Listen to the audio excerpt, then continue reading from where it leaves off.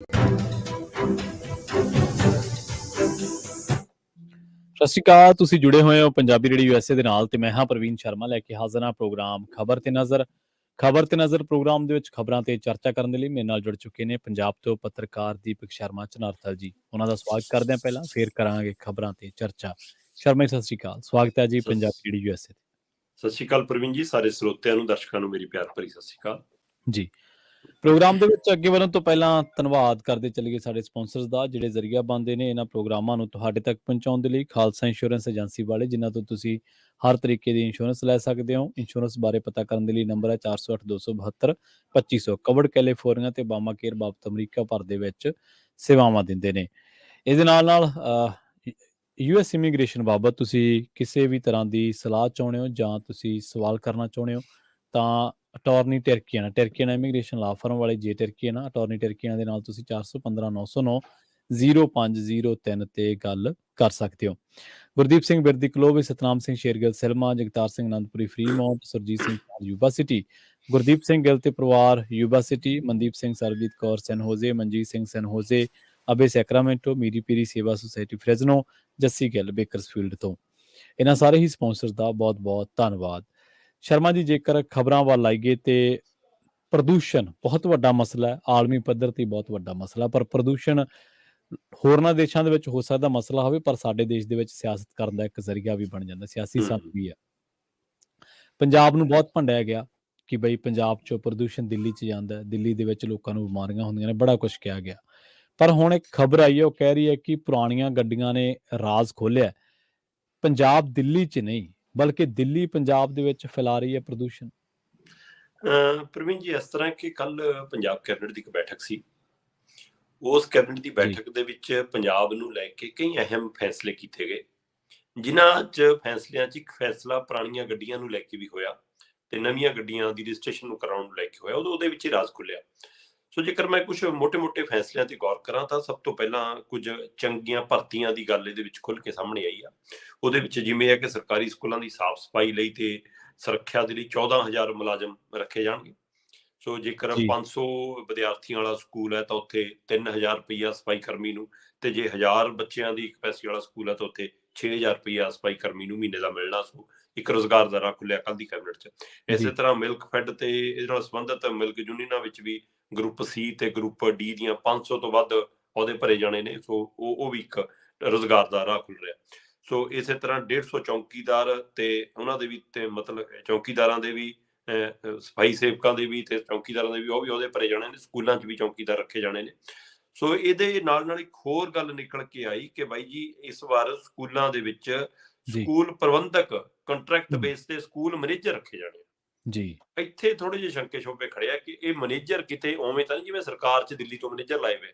ਬਿਲਕੁਲ ਸਹੀ ਹੈ ਜੀ। ਕਿਤੇ ਇਹ ਨਾ ਹੋਵੇ ਕਿ ਬਾਕੀ ਸਾਰਾ ਕੁਝ ਇੱਥੇ ਵਾਲੇ ਤੇ ਉਹਨਾਂ ਦੇ ਉੱਪਰ ਕੁੰਡਾ ਦਿੱਲੀ ਦਾ ਲੱਗ ਜਾਵੇ, ਇੱਕ ਇਹ ਸ਼ੰਕੇ ਸ਼ੋਭੇ 'ਚ ਖੜੇ। ਚਲੋ, ਪਰ ਕੁਝ ਫੈਸਲੇ ਉਹਨਾਂ ਦੇ ਵਿੱਚ ਹੀ ਮੰਤਰੀਆਂ ਦੇ ਫੰਡਾਂ 'ਚ ਕਟੌਤੀ ਵੀ ਕੀਤੀ ਗਈ। ਜਿਹੜਾ ਮੰਤਰੀਆਂ ਨੂੰ ਰੈਗੂਲਰ ਫੰਡ ਮਿਲਦਾ ਹੈ, ਮਤਲਬ ਕਿ ਸਾਲਾਨਾ ਫੰਡ, ਉਹ 3.5 ਕਰੋੜ ਹੁੰਦਾ, ਜਿਹੜਾ ਉਹ ਆਪਣੀ ਇੱਛਾ ਨਾਲ ਵੰਡ ਸਕਦੇ ਨੇ। ਉਹ 'ਚ ਕਟੌਤੀ ਕਰਕੇ 1.5 ਕਰੋੜ ਕਰ ਦਿੱਤਾ ਗਿਆ। ਠੀਕ ਹੈ। ਸੋ ਇਸ ਲਈ ਕਿ ਹਾਂ, ਉਹ ਜਿਹੜਾ ਆਪਣਾ ਫੰਡ ਵੰਡ ਸਕਦੇ ਨੇ, ਹਨਾ। ਤੇ ਉਹਦੇ ਵਿੱਚ ਬੇਸ਼ੱਕ ਮੁੱਖ ਮੰਤਰੀ ਹੋਰਾਂ ਦਾ ਜਿਹੜਾ ਫੰਡ ਹੈ ਉਹ 5 ਕਰੋੜ ਬਰਕਰਾਰ ਹੈ, ਤੇ ਪਰ ਬਾਕੀਆਂ 3.5 ਤੋਂ 1.5 ਕਰੋੜ ਕਰ ਦਿੱਤਾ। ਚਲੋ, ਪਰ ਹੁਣ ਆਪਾਂ ਆਉਂਦੇ ਹਾਂ ਉਸ ਖਬਰ ਤੇ ਜਿਹੜਾ ਜ਼ਿਕਰ ਤੁਸੀਂ ਕਰ ਰਹੇ ਹੋ। ਪ੍ਰਵੀਨ ਜੀ, ਅਕਸਰ ਇਹ ਮੁੱਦਾ ਬਣਦਾ ਰਿਹਾ ਕਿ ਜੀ ਪਰਾਲੀ ਨੂੰ ਅੱਗ ਲੱਗ ਗਈ ਜੀ, ਪੰਜਾਬ ਵਾਲਾ ਧੂੰਆਂ ਦਿੱਲੀ ਪਹੁੰਚ ਗਿਆ ਜੀ। ਸੋ ਆਪਾਂ ਅਕਸਰ ਗੱਲ ਕਰਦੇ ਹਾਂ ਕਿ ਪੋਲਿਊਸ਼ਨ ਹੈ ਉਹ ਦਿੱਲੀ ਨੂੰ ਜੇ ਨੁਕਸਾਨ ਕਰਦਾ, ਪੰਜਾਬ ਨੂੰ ਤਾਂ ਉਹ ਨਹੀਂ ਕਰਦਾ। ਤੇ ਉਹਦਾ ਹੱਲ ਸਰਕਾਰਾਂ ਨੇ ਦੇਣਾ, ਦਿੱਲੀ ਉਹ ਬੈਠੇ ਨੇ ਸਾਰੇ ਜਿਨ੍ਹਾਂ ਨੇ ਹੱਲ ਦੇਣਾ। ਪਰ ਦਿੱਲੀ ਦਾ ਪੋਲਿਊਸ਼ਨ ਦਿੱਲੀ ਨੂੰ ਕਦੇ ਨਹੀਂ ਦਿਖਦਾ, ਚਾਹੇ ਉਹ ਕੂੜੇ ਦਾ ਢੇਰ ਸਵਾਗਤ ਕਰਦਾ ਹੋਵੇ ਤੁਹਾਡਾ ਬੂਹੇ ਦੇ ਉੱਤੇ ਹੀ ਹੈ, ਤੇ ਚਾਹੇ ਉਹਦੇ ਅੰਦਰ ਦਾ ਗੰਦ ਹੋਵੇ, ਚਾਹੇ ਸਾਰਾ ਕੁਛ ਹੋਵੇ, ਉਹਦੀ ਜ਼ਿਕਰ ਕਦੇ ਨਹੀਂ ਆਉਂਦਾ। ਪਰ ਹੁਣ ਕੱਲ ਪੰਜਾਬ ਸਰਕਾਰ ਜਦੋਂ ਕੈਬਨਿਟ ਦੀ ਬੈਠਕ ਕਰ ਰਹੀ ਸੀ, ਉਹਦੇ ਵਿੱਚੋਂ ਸਕ੍ਰੈਪ ਪਾਲਿਸੀ ਲੈ ਕੇ ਆਈ ਕਿ ਜਿਹੜੀਆਂ ਪੁਰਾਣੀਆਂ ਗੱਡੀਆਂ ਨੇ ਉਹਨਾਂ ਨੂੰ ਤੁਸੀਂ ਜੇਕਰ ਸਕ੍ਰੈਪ ਕਰਾਉਂਦੇ ਹੋ ਤਾਂ ਨਵੀਂ ਗੱਡੀ ਲੈਣ ਲੱਗੇ ਤੁਹਾਨੂੰ ਰਜਿਸਟ੍ਰੇਸ਼ਨ ਦੇ ਵਿੱਚ ਟੈਕਸ 'ਚ 25% ਛੂਟ ਮਿਲੂਗੀ। ਮਤਲਬ ਜਿਹੜੀ ਅਸੀਂ ਟਰਾਂਸਪੋਰਟ ਕੋਈ ਮਤਲਬ ਵਪਾਰਕ ਖੇਤਰ ਲਈ ਗੱਡੀ ਵਰਤਦੇ ਹਾਂ, ਉਸ ਨੂੰ ਅਸੀਂ 8 ਸਾਲ ਬਾਅਦ ਮਤਲਬ ਕਿ ਇਸ 'ਚ ਲਿਆ ਸਕਦੇ ਹਾਂ ਸਕ੍ਰੈਪ ਪਾਲਿਸੀ ਦੇ ਵਿੱਚ। ਤੇ ਉਹਨੂੰ ਉਹ ਕਰਾਉਣ ਦੇ ਨਾਲ ਮਤਲਬ ਕਿ ਉਸ ਦੇ ਲਈ, ਤੇ ਜਿਹੜੀ ਦੂਜੀਆਂ ਨੇ ਸਾਡੀਆਂ ਪ੍ਰਾਈਵੇਟ ਗੱਡੀਆਂ, ਉਹਦੇ 15 ਸਾਲ। ਸੋ ਇਸ ਹਵਾਲੇ ਨਾਲ ਕੀਤਾ ਗਿਆ ਕਿ ਉਹ 15 ਸਾਲ ਪੁਰਾਣੀਆਂ ਗੱਡੀਆਂ ਨਾ ਚਲਾਓ, ਉਹਨਾਂ ਨੂੰ 10 ਸਾਲ ਬਾਅਦ ਜੇਕਰ ਤੁਸੀਂ ਕਰਾ ਲੈਂਦੇ ਹੋ ਜਿਵੇਂ ਠੀਕ ਦਿੱਲੀ ਹੈ। ਦੇ ਵਿੱਚ ਪਹਿਲਾਂ ਤੋਂ ਹੀ ਹੈਗਾ। ਹੂੰ, ਸੋ ਹੁਣ ਇਹਨਾਂ ਨੇ ਦੋ ਚੀਜ਼ਾਂ ਕੀਤੀਆਂ ਕਿ ਜਿਹੜਾ ਮੋਟਰ ਵਹੀਕਲ ਟੈਕਸ ਹੈ ਉਹਨੂੰ ਅਸੀਂ 25% ਦੀ ਛੂਟ ਦੇਵਾਂਗੇ ਹੈ, ਤੇ ਜੇਕਰ ਪ੍ਰਾਈਵੇਟ ਵਾਹਨ ਨੇ, ਲੋਕਾਂ ਦੇ ਨਿੱਜੀ ਘਰਾਂ ਦੇ ਵਾਹਨ ਨੇ, ਉਹ 10 ਸਾਲ ਬਾਅਦ ਜੇਕਰ ਸਕ੍ਰੈਪ ਕਰਾਉਂਦੇ ਨੇ ਤਾਂ ਉਹਨਾਂ ਨੂੰ 25,000 ਤੱਕ ਛੂਟ ਬਣਦੀ ਆ, ਤੇ ਜੇਕਰ ਦੂਜੀਆਂ ਟਰਾਂਸਪੋਰਟ ਗੱਡੀਆਂ ਤਾਂ 15% ਤੱਕ ਛੂਟ ਬਣਦੀ ਆ। ਸੋ ਇਹਦੇ ਨਾਲ ਇੱਕ ਰਾਹਤ ਆ।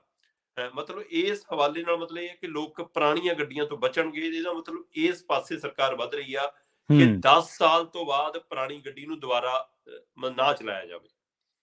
ਆਮ ਤੌਰ ਤੇ ਜਿਹੜੀਆਂ ਗੱਡੀਆਂ ਨੇ ਉਹ 15 ਸਾਲ ਲਈ ਹੁੰਦੀਆਂ ਨੇ। 15 ਸਾਲ ਤੋਂ ਬਾਅਦ ਉਹ 5-5 ਸਾਲ ਫਿਰ ਪਾਸ ਕਰਾ ਕੇ, 2-2 ਸਾਲ ਲਈ ਪਾਸ ਕਰਾ ਕੇ ਵਧਵਾ ਲਈਆਂ ਜਾਂਦੀਆਂ ਨੇ। ਹੁਣ ਹਾਂਜੀ, ਪੰਜਾਬ ਬਿਲਕੁਲ। ਸਰਕਾਰ ਜਿਹੜੀ ਇਹ ਪਾਲਿਸੀ ਲੈ ਕੇ ਆਈ ਹੈ, ਇਹਦੇ ਵਿੱਚ ਉਹ ਕਹਿੰਦੀ ਆ ਕਿ ਗੱਡੀ ਦਾ ਮਾਲਕ ਸਕ੍ਰੈਪ ਕਰਾਉਣ ਜਾਵੇ ਗੱਡੀ, ਉਹਨੂੰ ਉੱਥੇ ਸਕ੍ਰੈਪ ਸਰਟੀਫਿਕੇਟ ਮਿਲੂਗਾ। ਉਹ ਸਰਟੀਫਿਕੇਟ ਨੂੰ ਆ ਕੇ ਲਾਇਸੈਂਸ ਅਥਾਰਟੀ ਕੋਲ ਜਮ੍ਹਾਂ ਕਰਾ ਦੇਵੇ। ਉਸ ਦੇ ਆਧਾਰ ਤੇ ਉਹਨੂੰ ਰਜਿਸਟ੍ਰੇਸ਼ਨ ਦੇ ਵਿੱਚ 25% ਛੂਟ ਮਿਲ ਜਾਣੀ ਹੈ। ਪੰਜਾਬ 'ਚ ਇਸ ਵਕਤ ਜਿਹੜੀਆਂ ਰਜਿਸਟਰਡ ਹੋਣ ਵਾਲੇ ਪੁਰਾਣੀਆਂ ਗੱਡੀਆਂ ਦੀ ਜੇਕਰ ਗੱਲ ਕਰਾਂ ਤਾਂ ਹਾਂਜੀ। ਉਹਦੇ ਵਿੱਚ ਜੇ 100 ਗੱਡੀ ਮੰਨ ਲਓ ਰਜਿਸਟਰਡ ਹੋਈ ਆ, ਹੂੰ, ਹੂੰ, ਤਾਂ ਉਹਦੇ ਵਿੱਚੋਂ 40 ਤੋਂ 53 ਗੱਡੀਆਂ ਦਿੱਲੀ ਵਾਲੀਆਂ ਹੁੰਦੀਆਂ ਨੇ। 100 ਪਿੱਛੇ 40 ਤੋਂ ਮਤਲਬ 50% ਗੱਡੀਆਂ ਤਾਂ ਦਿੱਲੀ ਵਾਲੀਆਂ ਨੇ। ਜੀ, ਸੋ ਜੀ। 43% ਦਿੱਲੀ ਵਾਲੀਆਂ ਗੱਡੀਆਂ ਇੱਥੇ ਆ ਰਹੀਆਂ ਨੇ ਜਾਂ ਬਾਹਰਲੇ ਸੂਬਿਆਂ ਤੋਂ ਆ ਰਹੀਆਂ ਨੇ। ਤਾਂ ਇੱਥੋਂ ਸਵਾਲ ਖੜਾ ਹੋਇਆ ਕਿ ਇਹ ਫਿਰ ਉੱਥੇ ਗੱਡੀਆਂ 10 ਸਾਲ ਵਾਲੀਆਂ ਬੰਦ ਨੇ ਦਿੱਲੀ ਦੇ ਵਿੱਚ। ਹਾਂਜੀ। 10 ਸਾਲ ਬਾਅਦ ਡੀਜ਼ਲ ਗੱਡੀ ਉੱਥੇ ਨਹੀਂ ਚੱਲ ਸਕਦੀ, ਹੂੰ, ਹੂੰ, ਹੂੰ। ਤੇ ਇਸ ਲਈ ਉਹ ਗੱਡੀਆਂ ਫਿਰ ਜਿਹੜਾ ਵਪਾਰੀ ਹੈ, ਜਿਹੜਾ ਗੱਡੀਆਂ ਦੇ ਕਾਰੋਬਾਰ ਕਰਦੇ ਨੇ ਪੁਰਾਣੀਆਂ ਗੱਡੀਆਂ ਦੇ, ਉਹ ਪੰਜਾਬ ਲਿਆ ਕੇ ਗੱਡੀਆਂ ਵੇਚਦੇ ਨੇ। ਤੇ ਪੰਜਾਬ ਇੱਕ ਵੱਡੀ ਮੰਡੀ ਹੈ। ਹੂੰ, ਸੋ ਵੱਡਾ ਇੱਕ ਮਤਲਬ ਕਿ ਵਪਾਰ ਹੈ ਇੱਥੇ ਪੁਰਾਣੀ ਗੱਡੀ ਦਾ, ਕਿ ਗੱਡੀ ਚਮਕਦੀ ਹੋਵੇ, ਜੀ। ਪੁਰਾਣੀ ਹੋਵੇ, ਉਹ ਭੜਕਾ ਦੋ। ਸੋ ਇਸ ਚੱਕਰ ਦੇ ਵਿੱਚ ਉਹ ਵਪਾਰ ਇੱਥੇ ਚੱਲਿਆ, ਤੇ ਇਹਦਾ ਮਤਲਬ ਦਿੱਲੀ ਆਪਣਾ ਪੋਲਿਊਸ਼ਨ ਸਾਡੇ ਭੇਜ ਰਿਹਾ। ਹੂੰ। ਜਿਹੜੀ ਗੱਡੀ ਉੱਥੇ 10 ਸਾਲ ਬਾਅਦ ਨਹੀਂ ਚੱਲਦੀ ਕਿ ਪੋਲਿਊਸ਼ਨ ਫੈਲਾਊਗੀ, ਉਹ ਗੱਡੀ ਜੀ, ਫਿਰ ਬਿਲਕੁਲ। ਪੰਜਾਬ ਆ ਰਹੀ ਹੈ। ਤੇ ਪੰਜਾਬ ਆ ਕੇ ਕੀ ਉਹ ਮਤਲਬ ਕਿ ਪੋਲਿਊਸ਼ਨ ਦੀ ਬਜਾਏ ਕੋਈ ਖੁਸ਼ਬੂ ਛੱਡੂਗੀ? ਜੀ, ਸੋ ਇੱਥੇ ਬਿਲਕੁਲ। ਵੀ ਤਾਂ ਪੋਲਿਊਸ਼ਨ ਹੀ ਫੈਲਾਉਣਾ ਨਾ ਉਹਨੇ। ਸੋ ਜੀ। ਇਸ ਹਵਾਲੇ ਨਾਲ ਫਿਰ ਇਹ ਸਰਕਾਰ ਨੇ ਹੁਣ ਤੈਅ ਕੀਤਾ ਕਿ ਨਹੀਂ ਜੀ, ਇੱਥੇ ਵੀ ਅਸੀਂ 10 ਸਾਲ ਪੁਰਾਣੀਆਂ ਗੱਡੀਆਂ ਦੇ ਲਈ ਯੋਜਨਾ ਲੈ ਕੇ ਆਏ ਕਿ 10 ਸਾਲ ਬਾਅਦ ਤੁਸੀਂ ਨਵੀਂ ਗੱਡੀ ਲੈ ਲਓ, ਇਹਨੂੰ ਸਕ੍ਰੈਪ ਕਰਾ ਲਓ, ਤੁਹਾਨੂੰ ਸਕ੍ਰੈਪ ਦੇ ਵੀ ਪੈਸੇ ਮਿਲਣੇ ਆ। ਠੀਕ ਹੈ। ਉਹ ਸਕ੍ਰੈਪ ਕਰਾਉਣ ਤੇ ਅਲੱਗ ਅਦਾਇਗੀ ਹੈ, ਤੇ ਜੀ, ਰਜਿਸਟ੍ਰੇਸ਼ਨ ਦੇ ਵਿੱਚ ਛੂਟ ਵੱਖਰੀ ਹੈ। ਜੀ। ਸੋ ਇਸ ਹਵਾਲੇ ਨਾਲ ਮਤਲਬ ਕਿ ਲੋਕ ਹੁਣ ਇਹਦਾ ਨਫਾ ਨੁਕਸਾਨ ਲਾ ਕੇ ਦੇਖਣਗੇ ਕਿ ਇਹਦੇ ਨਾਲ ਉਹਨਾਂ ਨੂੰ ਕਿੰਨਾ ਕੁ ਫਾਇਦਾ ਹੁੰਦਾ ਹੈ। ਮੈਂ ਦੇਖ ਰਿਹਾ ਸੀਗਾ ਕਿ ਜਿਹੜੀਆਂ ਇਹਨਾਂ ਨੇ ਟੈਕਸ ਲਾਇਆ, ਜਿਵੇਂ ਕਿ 10% ਮੋਟਰ ਵਹੀਕਲ ਟੈਕਸ ਲਿਆ ਜਾਂਦਾ ਹੈ। ਅਜੇ ਜੇਕਰ 15 ਸਾਲ ਪੁਰਾਣੀ ਗੱਡੀ ਹੈ ਮੰਨ ਲਓ, ਤਾਂ ਹਾਂਜੀ। ਉਹਦੇ ਵਿੱਚ 10 ਲੱਖ ਵਾਲੀ ਜਿਹੜੀ ਗੱਡੀ ਹੈ, ਉਹਦੀ ਗੱਡੀ ਦੀ ਮਤਲਬ ਕਿ ਵੈਲਿਊ ਦੇ ਉੱਤੇ 25% ਦਾ ਮਤਲਬ 25,000 ਤੱਕ ਛੂਟ ਮਿਲ ਜਾਣੀ ਹੈ ਤੁਹਾਨੂੰ। ਜੀ, ਜੀ। ਸੋ ਇਹ ਇੱਕ ਕੁਛ ਤਾਂ ਗੱਡੀਆਂ ਦੀਆਂ ਸਕੀਮਾਂ ਹੁੰਦੀਆਂ, ਉਹਨਾਂ ਵੱਲੋਂ ਛੂਟ ਹੁੰਦੀ ਹੈ, ਕੁਛ ਹੁਣ ਹੂੰ, ਵੱਖਰੀ ਛੂਟ ਮਿਲ ਜਾਣੀ ਹੈ, ਕੁਛ ਤੁਹਾਡੀ ਪੁਰਾਣੀ ਗੱਡੀ ਦਾ ਕਬਾੜ ਦਾ ਮੁੱਲ ਪੈ ਜਾਣਾ। ਸੋ ਹੂੰ। ਉਸ ਹਵਾਲੇ ਨਾਲ ਹੁਣ ਇਹ ਤਰੀਕਾ, ਇਹ ਅਸਲ ਦੇ ਵਿੱਚ ਇਹ ਕੇਂਦਰ ਸਰਕਾਰ ਦੀ ਉਹ ਪਾਲਿਸੀ ਹੈ, ਨਿਤਿਨ ਗਡਕਰੀ ਹੋਰਾਂ ਦੀ ਇੱਕ ਪਾਲਿਸੀ ਹੈ, ਜਿਸ ਨੂੰ ਸਕ੍ਰੈਪ ਪਾਲਿਸੀ ਵਜੋਂ 25 ਤੱਕ ਲਿਆਉਣਾ ਚਾਹੁੰਦੇ ਨੇ ਪੂਰੇ ਮੁਲਕ ਦੇ ਵਿੱਚ।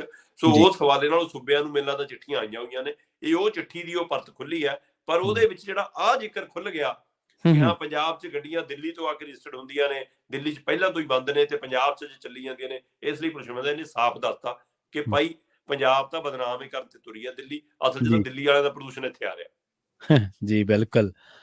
ਅੱਛਾ ਸ਼ਰਮਾ ਜੀ, ਇੱਕ ਗੱਲ ਹੋਰ ਦੱਸਿਓ ਵੀ ਜਿਹੜਾ ਭਾਰਤ ਹੈ, ਉਹ ਕਾਰ ਬਾਜ਼ਾਰ ਦੇ ਮਾਮਲੇ ਦੇ ਵਿੱਚ ਕੀ ਵਾਕਈ ਦੁਨੀਆ ਦਾ ਤੀਜਾ ਸਭ ਤੋਂ ਵੱਡਾ ਕਾਰ ਬਾਜ਼ਾਰ ਬਣ ਗਿਆ?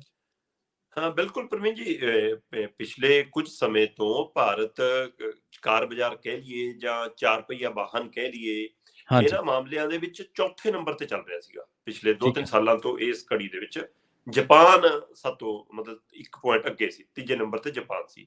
ਪਰ ਅਸੀਂ ਹੁਣ ਜਾਪਾਨ ਨੂੰ ਪਛਾੜਤਾ, ਜਿਹੜਾ ਟੈਕਨੋਲੋਜੀ ਦੇ ਮਾਮਲੇ 'ਚ ਮਾਹਰ ਮੰਨਿਆ ਜਾਂਦਾ, ਗੱਡੀਆਂ ਦੇ ਵਿੱਚ ਬਹੁਤ ਨੰਬਰ 1 ਮੁਲਕਾਂ ਦੇ ਵਿੱਚੋਂ ਮੰਨਿਆ ਜਾਂਦਾ ਕਿ ਹਾਂਜੀ, ਉੱਥੇ ਹਾਂਜੀ। ਟੈਕਨੋਲੋਜੀ ਬੜੀ ਵਧੀਆ। ਉਸ ਮੁਲਕ ਨਾਲੋਂ ਵੀ ਵੱਧ ਇਸ ਮੌਕੇ ਭਾਰਤ ਦੁਨੀਆ ਦਾ ਤੀਜਾ ਸਭ ਤੋਂ ਵੱਡਾ ਵਾਹਨ ਬਾਜ਼ਾਰ ਜਾਂ ਕਾਰ ਬਾਜ਼ਾਰ ਬਣ ਗਿਆ, ਤੇ ਜਾਪਾਨ ਹੂੰ। ਨੂੰ ਪਿਛੜਦਾ। ਮੇਰੇ ਕੋਲ ਕੁਝ ਅੰਕੜੇ ਸੀ, ਮੈਂ ਦਰਸ਼ਕਾਂ ਨਾਲ ਸਾਂਝੇ ਕਰ ਦਿੰਦਾ।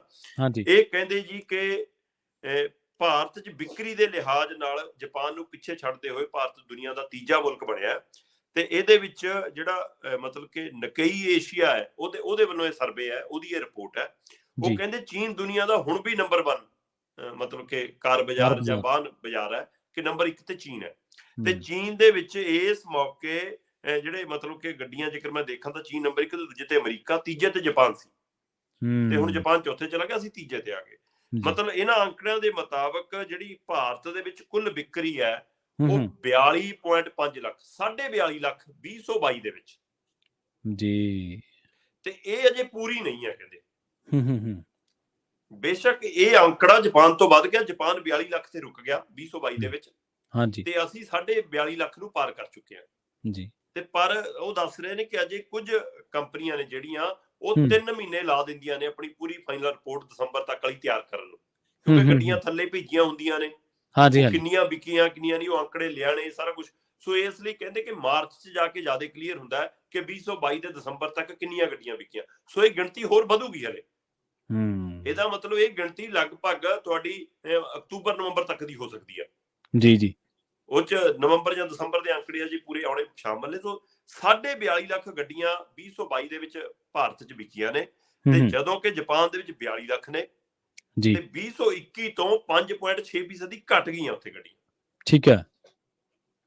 ਸੋ ਇਸ ਲਈ ਜਾਪਾਨ ਜਾਂ ਤਾਂ ਹੁਣ ਸਮਝਦਾਰੀ ਵੱਲ ਨੂੰ ਵੱਧ ਰਿਹਾ ਹੈ ਨਾ, ਤੇ ਦੂਸਰਾ ਚੀਨ ਦੇ ਵਿੱਚ ਇਹ ਅੰਕੜਾ ਬਾਈ ਜੀ 2 ਕਰੋੜ 62 ਲੱਖ ਤੋਂ ਉੱਪਰ ਹੈ।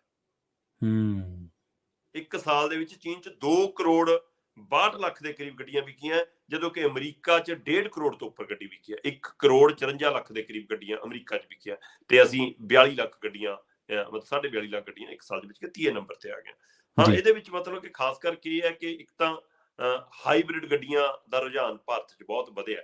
ਹਾਂਜੀ ਹਾਂਜੀ, ਵਧਿਆ। ਤੇ ਇੱਕ ਸਪੋਰਟਸ ਵਰਗੀਆਂ ਮਤਲਬ ਕਿ ਉਹੀ ਜਿਹੀਆਂ ਗੱਡੀਆਂ ਵੱਡੀਆਂ ਹੈ ਨਾ, ਉਹਨਾਂ ਗੱਡੀਆਂ ਦਾ ਜਿਨ੍ਹਾਂ ਨੂੰ ਅਮਰੀਕਾ ਕੈਨੇਡਾ ਦੇ ਵਿੱਚ ਮਿਨੀ ਟਰੱਕ ਵੀ ਕਹਿੰਦੇ ਆਪਣੇ ਲੋਕ, ਹੈ ਨਾ, ਕਿ ਉਹੀ ਜਿਹੀਆਂ ਗੱਡੀਆਂ ਦਾ ਰੁਝਾਨ ਵੀ ਉਰੇ ਖਾਸਾ ਵੱਧ ਗਿਆ ਹੈ। ਪਰ ਮਤਲਬ ਕਿ ਇਹਦੇ ਨਾਲ ਨਾਲ ਲੋਕ ਪੈਟਰੋਲ ਡੀਜ਼ਲ ਤੋਂ ਗੈਸ ਵਾਲੀਆਂ ਤੇ ਗੱਡੀਆਂ ਤੇ ਵੀ ਕਾਫੀ ਆਏ ਨੇ। ਬੇਸ਼ੱਕ ਹੁਣ ਸਰਕਾਰ ਬੜੀਆਂ ਸਬਸਿਡੀਆਂ ਦੇ ਰਹੀ ਆ ਇਲੈਕਟ੍ਰੋਨਿਕ ਗੱਡੀਆਂ ਦੇ ਉੱਤੇ, ਪਰ ਲੋਕ ਅਜੇ ਵੀ ਉੱਤੇ ਪੂਰਾ ਭਰੋਸਾ ਨਹੀਂ ਕਰ ਪਾ ਰਹੇ, ਜਾਂ ਉਹਦੀ ਮਾਰਕੀਟ ਅਜੇ ਉਵੇਂ ਨਹੀਂ ਖੜੀ ਹੋਈ। ਪਰ ਫਿਰ ਵੀ ਅੱਜ ਕੱਲ ਲੋਕ ਮਤਲਬ ਕਿ ਜਿਹੜੀਆਂ ਗੇਅਰ ਵਾਲੀਆਂ ਗੱਡੀਆਂ ਦੀ ਬਜਾਏ ਆਟੋ ਗੱਡੀਆਂ ਵੱਲ ਨੂੰ ਵੀ ਕਾਫੀ ਰੁਝਾਨ ਵਧਿਆ। ਸੋ ਇਹ ਕਈ ਤਰ੍ਹਾਂ ਦੇ ਬਦਲਾਅ ਭਾਰਤ ਚ ਆ ਰਹੇ ਨੂੰ, ਮੈਨੂੰ ਲੱਗਦਾ ਇਹਨੂੰ ਸਥਿਰ ਹੋਣ ਨੂੰ 2 ਜਾਂ 3 ਸਾਲ ਲੱਗਣਗੇ। ਉਸ ਤੋਂ ਬਾਅਦ ਇਹ ਕਾਰ ਬਾਜ਼ਾਰ ਕਿਹੜਾ ਰੁਖ ਲੈਂਦਾ ਉਹ ਦੇਖਣ ਵਾਲੀ ਗੱਲ ਹੋਗੀ। ਫਿਲਹਾਲ ਭਾਰਤ ਨੇ ਇੱਕ ਕਦਮ ਅੱਗੇ ਵਧਾ ਕੇ ਜੀ ਇਹ ਮਤਲਬ ਪੋਲਿਊਸ਼ਨ ਵਧਾਉਣ ਦਾ ਹੀ ਰਾਹ ਹੈ। ਜੇਕਰ ਪਬਲਿਕ ਟਰਾਂਸਪੋਰਟ ਸੂਬਿਆਂ 'ਚ, ਸ਼ਹਿਰਾਂ 'ਚ, ਨਗਰਾਂ 'ਚ ਮਜ਼ਬੂਤ ਹੋਵੇ ਤਾਂ ਸਾਡੀਆਂ ਸੜਕਾਂ ਤੇ ਘੱਟ ਗੱਡੀਆਂ ਨਿਕਲਣ, ਉਹਦੇ ਨਾਲ ਵਾਤਾਵਰਨ ਵੀ ਸਾਫ਼ ਰਹੇ, ਸਾਡੀ ਜੇਬ ਦਾ ਖਰਚਾ ਵੀ ਠੀਕ ਰਹੇ। ਜੀ ਬਿਲਕੁਲ ਬਿਲਕੁਲ। ਪਰ ਇਹ ਹੈ ਕਿ ਭਾਰਤ ਦੇ ਵਿੱਚ ਇਸ ਕਾਰੋਬਾਰ ਦੇ ਹੁਣ ਪੈਰ ਲਗਾਤਾਰ ਵੱਧਦੇ ਫੁੱਲਦੇ ਜਾਂਦੇ ਨੇ। ਇਹ ਕਾਰੋਬਾਰ ਬਹੁਤ ਤੇਜ਼ੀ ਦੇ ਨਾਲ ਫੈਲ ਰਿਹਾ ਕਿ ਬਾਹਰੋਂ ਗੱਡੀਆਂ ਲਿਆ ਕੇ ਜਾਂ ਜਿਹੜੀਆਂ ਗੱਡੀਆਂ ਲਗਜ਼ਰੀ ਉਹਨਾਂ ਨੂੰ ਘੱਟ ਕੀਮਤ ਦੇ ਵਿੱਚ ਕਾਰ ਬਾਜ਼ਾਰਾਂ ਦੇ ਵਿੱਚ ਵੇਚਣਾ। ਅਗਲੀ ਖਬਰ ਦੇ ਵੱਲ ਵਧੀਏ ਸ਼ਰਮਾ ਜੀ, ਤੇ ਰੁਖ ਕਰਗੇ ਸਿਆਸਤ ਦਾ। ਸਿੱਧੂ ਸਾਹਿਬ ਜਦੋਂ ਚੁੱਪ ਹੁੰਦੇ ਸੀ ਖਬਰ ਉਦੋਂ ਹੀ ਬਣ ਜਾਂਦੀ ਸੀ ਕਿ ਸਿੱਧੂ ਸਾਹਿਬ ਚੁੱਪ, ਜਦੋਂ ਸਿੱਧੂ ਸਾਹਿਬ ਬੋਲਦੇ ਸੀ ਫਿਰ ਤਾਂ ਖਬਰ ਨਹੀਂ ਖਬਰਾਂ ਬਣ ਜਾਂਦੀਆਂ ਸੀਗੀਆਂ। ਤੇ ਹੁਣ ਜੇਲ੍ਹ ਦੇ ਵਿੱਚ ਨੇ, ਜੇਲ੍ਹ ਦੇ ਵਿੱਚ ਵੀ ਸੁਰਖੀਆਂ ਦੇ ਵਿੱਚ ਜ਼ਰੂਰ ਰਹੇ। ਇਹ ਬੇਸ਼ੱਕ ਇਸ ਦੁਨੀਆ ਦੇ ਨਾਲੋਂ ਕੱਟੇ ਗਏ ਪਰ ਸੁਰਖੀਆਂ 'ਚ ਜ਼ਰੂਰ ਰਹੇ। 3 ਸਾਬਕਾ ਪ੍ਰਧਾਨ ਮਿਲਣ ਪਹੁੰਚੇ ਨੇ ਸਿੱਧੂ ਸਾਹਿਬ ਨੂੰ। ਪ੍ਰਵੀਨ ਜੀ, ਪਿਛਲੇ ਕਿੰਨੇ ਹੀ ਦਿਨਾਂ ਤੋਂ ਇਹ ਖਬਰ ਰਾਜਨੀਤਿਕ ਗਲਿਆਰਿਆਂ 'ਚ ਔਰ ਮੀਡੀਆ ਦੀਆਂ ਸਫਾ ਦੇ ਵਿੱਚ ਖੂਬ ਚੱਲ ਰਹੀ ਹੈ ਕਿ 26 ਜਨਵਰੀ ਨੂੰ ਜੋ ਸਿੱਧੂ ਰਿਹਾ ਹੋ ਰਹੇ ਨੇ। ਬਿਲਕੁਲ। ਪਰ ਆਪਾਂ ਵੀ ਇਹ ਖਬਰ ਤੇ ਚਰਚਾ ਕੀਤੀ ਹੈ ਕਿ ਜਿਸ ਤਰ੍ਹਾਂ ਦਾ ਉਹਨਾਂ ਦਾ ਨਾਮ ਗਿਆ ਹੈ ਜੇਲ੍ਹ ਵੱਲੋਂ, ਕਿਉਂਕਿ ਜੇਲ੍ਹ ਵੱਲੋਂ ਹੀ ਨਾਂ ਭੇਜਣਾ ਹੁੰਦਾ, ਜੇਲਰ ਨੇ ਪਹਿਲਾਂ ਉਹ ਨਾਂ ਪਾਉਣਾ ਹੁੰਦਾ, ਫਿਰ ਉਹਦੇ ਉੱਤੇ ਅੱਗੇ ਐਕਸ਼ਨ ਹੁੰਦਾ, ਫਿਰ ਉਹਨੂੰ ਮਨਜ਼ੂਰੀ ਮਿਲਦੀ ਆ। ਉਸ ਤਹਿਤ ਇਹੀ ਪਤਾ ਲੱਗ ਰਿਹਾ ਸੀਗਾ ਕਿ ਜੇਲ੍ਹ ਵੱਲੋਂ ਉਹਨਾਂ ਦਾ ਨਾਂ ਗਿਆ ਜੀ ਜੀ, ਤੇ ਉਹਨਾਂ ਦੇ ਜਿਹੇ ਜਿਹਾ ਉੱਥੇ ਕਾਰਗੁਜ਼ਾਰੀ ਰਹੀ ਹੈ ਉਹਦੇ ਹਵਾਲੇ ਨਾਲ ਕਿਹਾ ਜਾ ਰਿਹਾ ਸੀ ਕਿ ਉਹਨਾਂ ਨੂੰ 3 ਮਹੀਨੇ ਦੀ ਛੂਟ ਮਿਲ ਸਕਦੀ ਹੈ ਤੇ ਉਹ ਰਿਹਾ ਹੋ ਸਕਦੇ ਨੇ। ਪਰ ਉਹ ਰਹਿਮੋ ਕਰਮ ਆਮ ਆਦਮੀ ਪਾਰਟੀ ਦਾ, ਪੰਜਾਬ 'ਚ ਆਮ ਆਦਮੀ ਪਾਰਟੀ ਸਰਕਾਰ ਹੈ, ਮੁੱਖ ਮੰਤਰੀ ਗ੍ਰਹਿ ਮੰਤਰੀ ਨੇ ਤੇ ਭਗਵੰਤ ਮਾਨ ਦੇ ਅਧੀਨ ਹੈ ਸਾਰਾ ਕੁਝ ਸਿਸਟਮ, ਤੇ ਇਸ ਲਈ ਤੇ ਜੇਲ੍ਹ ਮੰਤਰੀ ਸਾਡੇ ਮਤਲਬ ਉਹਨਾਂ ਦੇ ਹਵਾਲੇ ਨਾਲ ਵੀ ਹੈ ਕਿ ਉਹ ਕੀ ਨੋਟ ਕਰਦੇ ਨੇ, ਕੀ ਨੋਟ ਲਿਖਦੇ ਨੇ ਨਾ। ਸੋ ਇਸ ਹਵਾਲੇ ਨਾਲ ਇਹ ਹੈ ਕਿ ਇਹਦਾ ਮਤਲਬ ਆਮ ਆਦਮੀ ਪਾਰਟੀ ਦੇ ਰਹਿਮੋ ਕਰਮ ਤੇ ਵੀ ਟਿਕੀ ਰਿਹਾ ਹੈ। ਸੋ ਹੁਣ ਤੱਕ ਆਪਾਂ ਇਹ ਗੱਲ ਕਰਦੇ ਰਹੇ ਕਿ 26 ਜਨਵਰੀ ਨੂੰ ਰਿਹਾਈ ਹੋ ਸਕਦੀ ਹੈ ਨਵਜੋਤ ਸਿੱਧੂ ਦੀ, ਪਰ ਹੁਣ ਆਪਾਂ ਸਪਸ਼ਟ ਨਹੀਂ ਹੈਗੇ। ਮੈਂ ਤਾਂ ਨਹੀਂ ਹੈਗਾ। ਠੀਕ ਹੈ। ਮੈਨੂੰ ਸ਼ੱਕੇ ਸ਼ੋਭੇ ਖੜੇ ਨੇ ਕਿ ਸ਼ਾਇਦ ਉਹ ਰਿਹਾਈ ਨਾ ਹੋਵੇ। ਉਹਦੇ ਪਿੱਛੇ 2-3 ਕਾਰਨ ਨੇ। ਇੱਕ ਕਾਰਨ ਤਾਂ ਰਾਜਨੀਤਿਕ ਕਾਰਨ ਲੱਗ ਰਿਹਾ ਕਿ ਜਿਹੜਾ ਆਮ ਆਦਮੀ ਪਾਰਟੀ ਉਹਨਾਂ ਨੂੰ ਕਿਉਂ ਰਿਹਾ ਕਰੇਗੀ ਪਹਿਲਾਂ, ਤੇ ਜੇ ਤਾਂ ਆਮ ਆਦਮੀ ਪਾਰਟੀ ਲਈ ਕੋਈ ਸਹਾਇਕ ਹੁੰਦੇ ਨੇ, ਉਹਨਾਂ ਕੰਨੀ ਰੁਖ ਕਰਦੇ ਨੇ, ਕੀ ਉਹ MP ਦੇ ਉਮੀਦਵਾਰ ਬਣਨਗੇ ਉਹਨਾਂ ਦੇ, ਕੀ ਉਹ ਉਹਨਾਂ ਦੇ ਦੇਸ਼ ਦੇ ਵਿੱਚ ਝੰਡਾ ਲੈ ਕੇ ਤੁਰਨਗੇ, ਕਿ ਉਹ ਆਮ ਆਦਮੀ ਪਾਰਟੀ ਸ਼ਾਮਲ ਹੋਣਗੇ? ਕਿੰਨੇ ਹੀ ਸਵਾਲ ਖੜੇ ਹੁੰਦੇ ਨੇ ਨਾਲ। ਇਹ ਤਾਂ ਫਿਰ ਆਮ ਆਦਮੀ ਪਾਰਟੀ ਨੂੰ ਪਤਾ ਕਿ ਉਹਨੇ ਜੇ ਉਸੇ ਰੰਗ ਢੰਗ ਨਾਲ ਆ ਕੇ ਬਾਹਰ ਪੁੱਤਲੇ ਫਿਰੋਣੇ ਫਿਰ 3 ਮਹੀਨੇ ਉਹ ਸ਼ਾਂਤ ਸਹੀ, ਪਹਿਲਾਂ ਹੀ ਸਰਕਾਰ ਤਾਂ ਕਈ ਮੋਰਚਿਆਂ ਤੇ ਘਿਰੀ ਆ। ਸੋ ਇਸ ਲਈ ਅਜਿਹੇ ਕਿੰਨੇ ਹੀ ਸਵਾਲ ਖੜੇ ਹੁੰਦੇ ਨੇ। ਦੂਸਰੇ ਪਾਸੇ ਕਾਂਗਰਸ ਪਾਰਟੀ ਦੇ ਹਵਾਲੇ ਨਾਲ ਕਿ ਕਾਂਗਰਸ ਕੋਈ ਅਪਰੋਚ ਕਰ ਰਹੀ ਹੈ ਉਹਨਾਂ ਲਈ, ਕਾਂਗਰਸ ਉਹਨਾਂ ਨੂੰ ਛੇਤੀ ਬਾਹਰ ਲਿਆਉਣਾ ਚਾਹੁੰਦੀ ਹੈ। ਇੰਨੀ ਤਾਂ ਅਫਸਰਸ਼ਾਹੀ ਤੱਕ ਲੀਡਰਾਂ ਦੀ ਪਹੁੰਚ ਹੁੰਦੀ ਹੋ ਹੈ ਨਾ। ਸੋ ਉੱਥੇ ਵੀ ਮੌਜੂਦਾ ਪ੍ਰਧਾਨ ਤਾਂ ਕੋਈ ਉਹਨਾਂ ਦਾ ਦਮ ਨਹੀਂ ਭਰਦਾ, ਹਾਮੀ ਨਹੀਂ ਭਰਦਾ। ਉਹ 2 ਵਾਰ ਜੇਲ੍ਹ 'ਚ ਗਿਆ ਤੇ 1 ਵਾਰ ਵੀ ਨਹੀਂ ਮਿਲ ਕੇ ਆਇਆ। ਰਾਜਾ ਵੜਿੰਗ ਆਪਣੇ ਇਲਾਕੇ ਦੇ ਕੁਝ ਕਾਂਗਰਸੀ ਲੀਡਰਾਂ ਨੂੰ ਤਾਂ ਮਿਲ ਕੇ ਆਇਆ ਜੀ, ਪਰ ਉਹ ਨਵਜੋਤ ਸਿੱਧੂ ਨੂੰ ਨਹੀਂ ਮਿਲ ਕੇ ਆਇਆ। ਰਵਨੀਤ ਬਿੱਟੂ 2 ਵਾਰ ਜੇਲ੍ਹ 'ਚ ਗਏ, ਭਾਰਤ ਭੂਸ਼ਣ ਆਸ਼ੂ ਨੂੰ ਤਾਂ ਮਿਲ ਕੇ ਆਏ ਪਰ ਨਵਜੋਤ ਸਿੱਧੂ ਨੂੰ ਨਹੀਂ ਮਿਲ ਕੇ ਆਏ। ਇਹਦਾ ਮਤਲਬ ਪਟਿਆਲਾ ਜਿਹੜੀ ਇਹ ਜੇਲ੍ਹ ਲੌਬੀ ਵਿੱਚ ਹੈ, ਰਵਨੀਤ ਬਿੱਟੂ ਵੀ ਭਾਰਤ ਭੂਸ਼ਣ ਆਸ਼ੂ ਨੂੰ ਮਿਲੇ ਸਰ? ਹਾਂਜੀ, ਬਿਲਕੁਲ ਇੱਕੋ ਜੇਲ੍ਹ ਹੈ ਉਹ। ਜੀ, ਅੱਛਾ, ਠੀਕ ਹੈ ਜੀ, ਪਟਿਆਲੇ ਵਾਲੀ ਜੇਲ੍ਹ ਹੈ। ਸੋ ਇਸ ਲਈ ਇਸ ਹਵਾਲੇ ਨਾਲ ਮਤਲਬ ਕਿ ਇਹਦਾ ਮਤਲਬ ਜਦੋਂ ਉਹ ਇਹ ਲੀਡਰ, ਜਿਹੜੀ ਇਹ ਲੌਬੀ ਹੈ, ਜਿਹੜੀ ਹੁਣ ਵਾਲੀ ਪੀੜ੍ਹੀ ਹੈ, ਇਹ ਨਵਜੋਤ ਸਿੱਧੂ ਤੋਂ ਦੂਰੀ ਬਣਾ ਰਹੀ ਹੈ। ਪਰ ਸਾਬਕਾ ਪ੍ਰਧਾਨ ਲੈਣ ਬੰਨ ਕੇ ਚਲੇ ਗਏ ਬਾਈ ਜੀ ਕੱਲ।